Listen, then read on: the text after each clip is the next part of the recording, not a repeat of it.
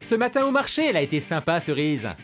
Nuggets de poulet, boulettes de bœuf, steak haché. Ouais, elle vous a offert une petite dégustation gratuite de viande. Enfin, de viande. Non, c'est pas mal du tout, ouais, c'est goûtu. Oui, il est bien, il a un bon goût. Qu'est-ce que c'est d'après vous à l'intérieur? Et après, à l'intérieur, je sais pas, c'est ça, viande hachée, c'est pas ça? Non, pas vraiment en fait. Non, c'est du poulet peut-être? Et non. Le goût de viande, il y est. Et pourtant... Le poulet? Non, toujours pas. Faudrait peut-être avoir l'avis d'un pro. Ça ressemble au poulet. Agneau. Aucun des deux n'est de la viande. Aucun des deux. Ah ben là, c'est pas mal. Bon, bah, vous dites ça à un boucher, c'est vrai que... Et oui, même un boucher s'est fait avoir. Ah ça va faire plaisir à Isabelle, une confrère. Enfin presque. Isabelle tient une boucherie végétarienne à Paris et elle y vend donc de la viande végétale. Attendez là, boucherie végétarienne, viande végétale. Bizarre ces associations de mots, non? Il faut dire qu'avant c'était simple. Le monde était divisé en deux catégories. D'un côté les carnivores qui mangent de la viande. De l'autre les végétariens qui n'en mangent pas. Avant c'était simple, mais maintenant entre les deux, il y a les flexitariens. On s'adresse principalement aux flexitariens. Donc ce sont avant tout des carnivores, des gens qui ont l'habitude de manger de la viande depuis leur enfance. Donc l'idée, c'est, vous avez l'habitude du goût et de la texture du poulet. On va vous présenter un produit qui a exactement les mêmes caractéristiques, mais qui est beaucoup plus sain. Poulet, jambon, viande hachée, saucisse. Le premier carnivore venu pourrait s'y laisser prendre. Et pour Isabelle, il aurait intérêt. Oui, Isabelle, pour défendre sa viande végétarienne, elle n'hésite pas, hein. Elle y va franco de porc. Et c'est bien meilleur pour la santé. Ça, c'est une chose évidente, hein. Il n'y a pas de mauvais gras, il y a pas, ça permet de réduire les problèmes de cholestérol, de diabète et éventuellement certains types de cancers. Donc c'est bon pour notre santé. Cancer, cholestérol, diabète, ouais quand même. Cerise a donc décidé de devenir flexitarienne et de remplir son frigo d'imitations de viande. Mais le problème c'est d'en trouver. Dans son supermarché par exemple, elle a fait chou blanc. Non, là non plus. Bon, bah là, il n'y a vraiment rien du tout. Elle a bien trouvé quelques plats végétariens. Des galettes aux céréales, des croques soja. Mais on est loin des nuggets au faux poulet ou de l'avatar du steak haché. Elle a donc tenté sa chance dans un supermarché asiatique. Est-ce que vous avez de la viande végétarienne? La viande végétarienne? Oui. Qu'est-ce que c'est alors du coup? C'était tofu. Ouais. Ah, imitation saveur poulet, d'accord. Saveur tripe. Tofu ou tripe lyophilisée, on progresse, mais c'est pas encore le top. Et même dans un supermarché bio, s'il y avait un peu plus de choix...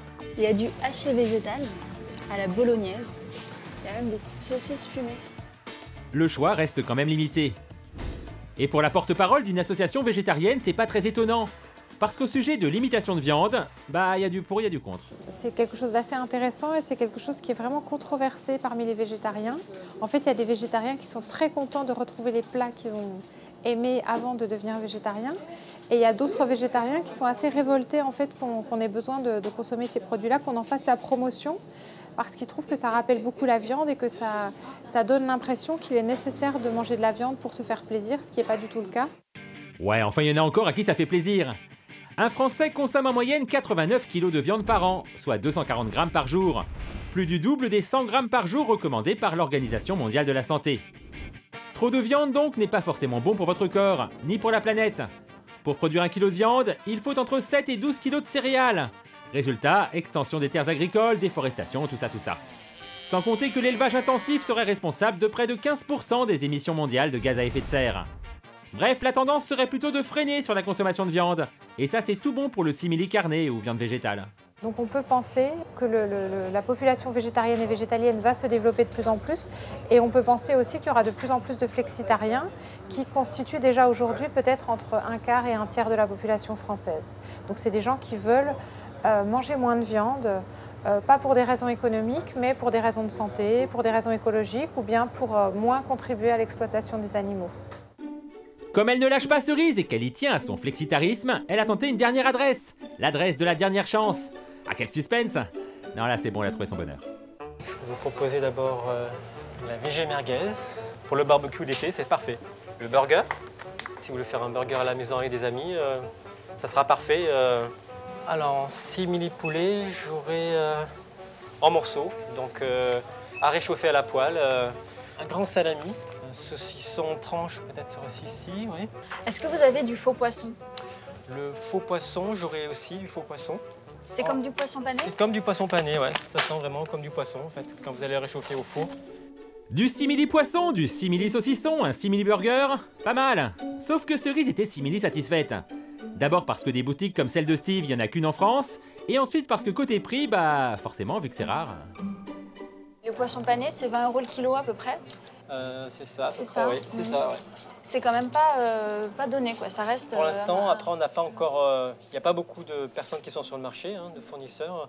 Là, il y a les Anglais, les Allemands. Les Français sont pas très bons en.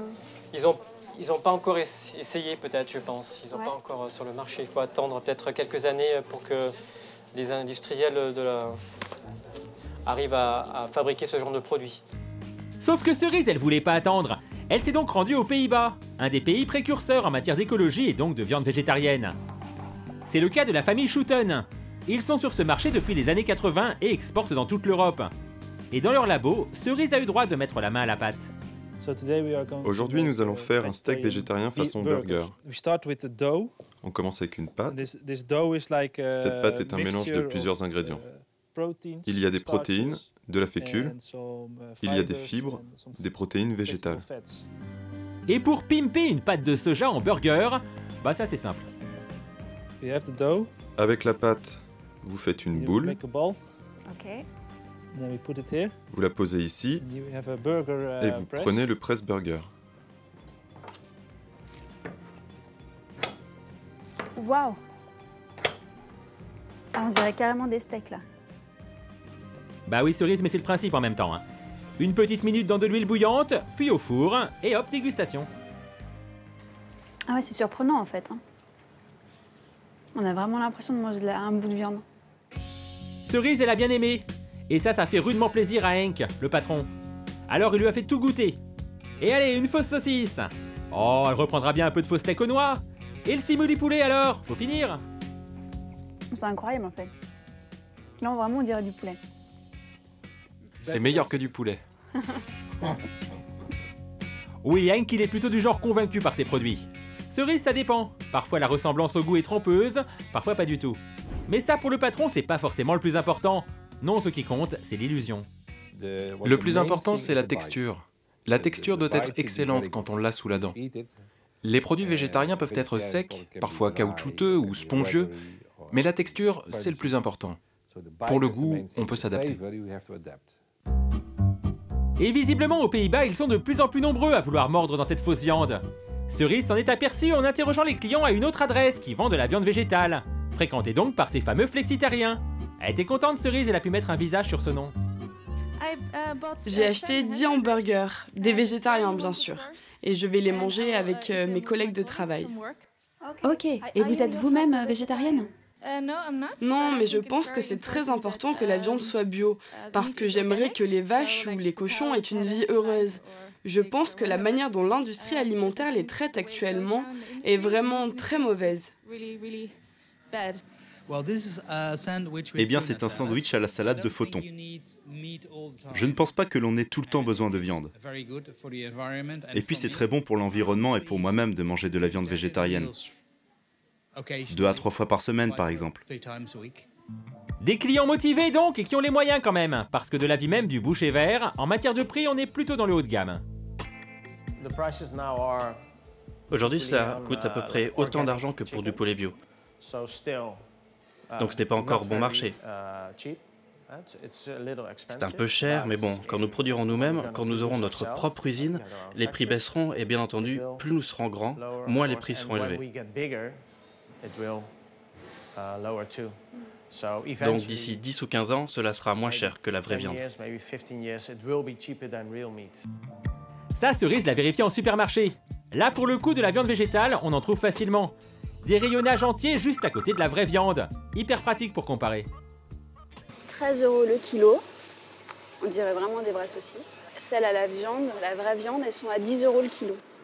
La fausse viande hachée, c'est 2,49 € pour 175 grammes. Et là, c'est 3 € 500 grammes, donc c'est moins cher la vraie viande en fait.